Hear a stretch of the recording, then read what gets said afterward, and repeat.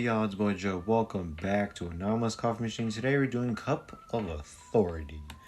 Here we go. Now, this is the fourth cup now.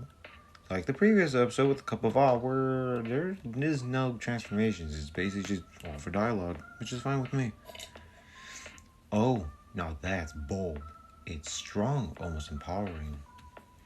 There's this power behind it, like I'm in charge and everyone knows it. Honestly, it's kind of intoxicating. Makes me stand a little taller. Okay, this is new.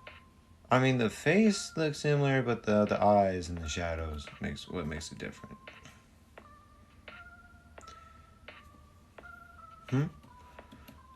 Do you need something? My coffee machine is over there.